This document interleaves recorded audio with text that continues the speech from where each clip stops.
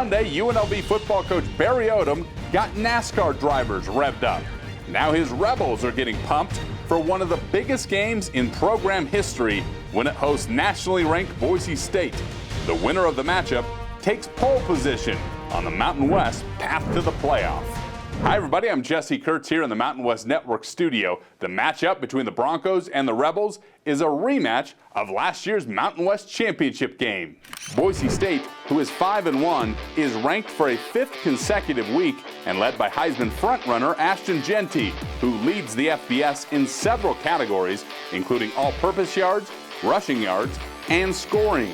UNLV is one of just two teams in the country with 3 non-conference road wins over A4 competition this season, having beaten 2 Big 12 opponents and 1 from the Pac-12.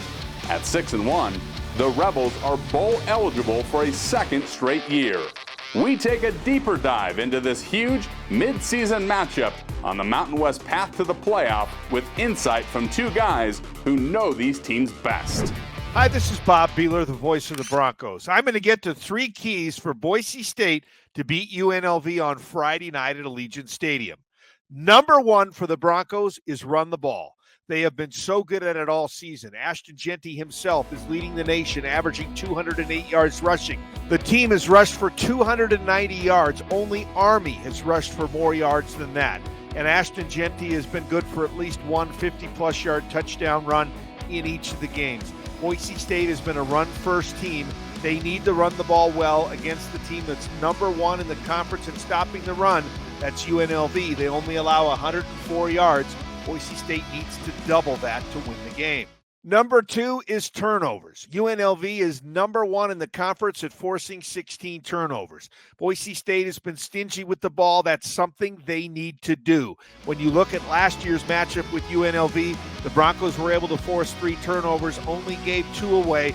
Boise State cannot give UNLV the football in key positions.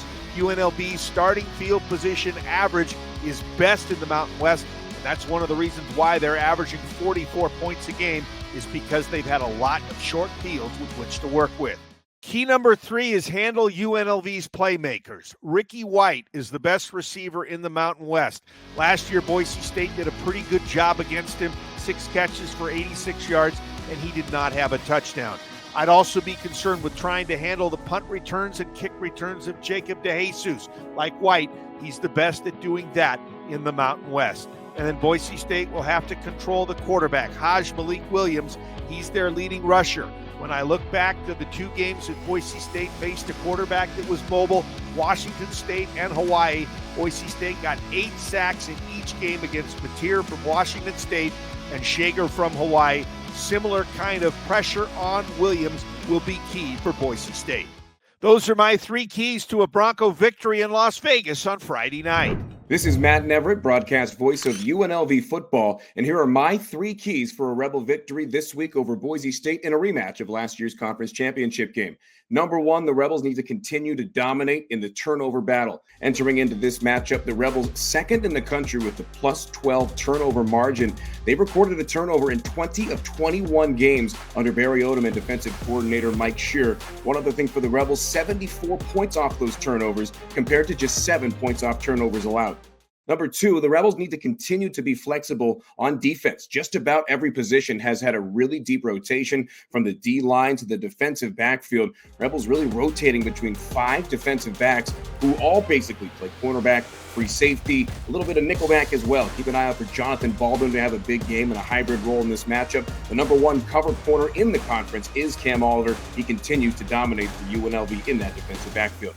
And third and finally, with all the focus on Ashton Jeanty in the run game for Boise State, I think the Rebels need to continue to run the rock. Entering into this matchup, UNLV 5th in the country with 251-plus rushing yards per game. That's a number that's 5th in the country behind Army, Navy, UCF, and of course, Boise State. Rebels looking to improve to 16-6 under Barry Odom in this matchup, and I think the time of possession is going to be a major factor. Rebels need to hold on to the ball, have some long, sustained drive. To do that, you got to run the rock, and nobody's got a deeper running back rotation than the 2024 UNLV Rebels. And those are my 3 keys to a UNLV victory this Friday night against Boise State at Allegiant Stadium. Thank you, Matt. Thank you, Bob.